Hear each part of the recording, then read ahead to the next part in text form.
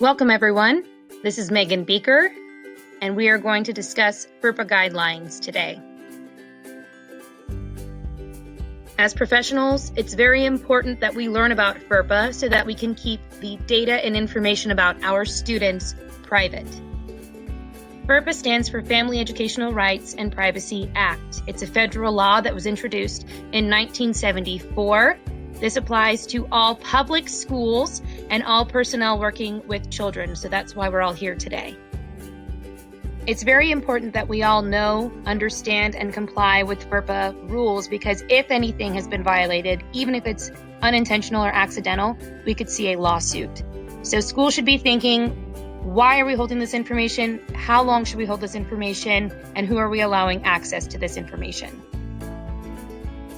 A new hot topic connected to FERPA is about student information and digital records. So for example, audio and video surveillance recordings. We need to make sure that we're being FERPA compliant with those surveillance recordings and that we're not infringing on any student privacy rights.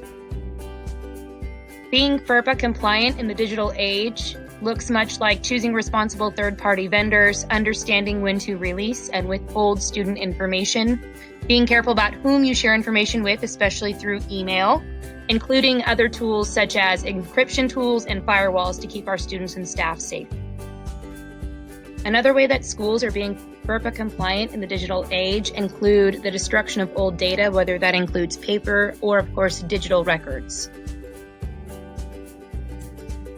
There are a few important exceptions to the FERPA guidelines, including directory information that would be like their address or their phone number in the event that there is a health or safety emergency, law enforcement units hired by a district, and also school officials.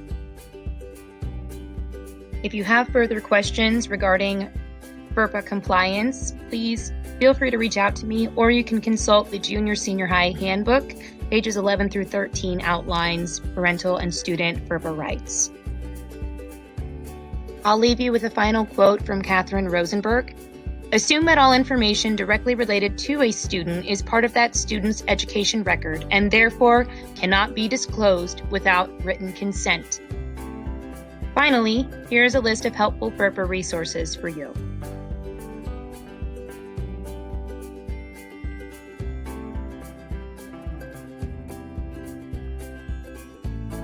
Thanks for all that you do for our students, and go Indians!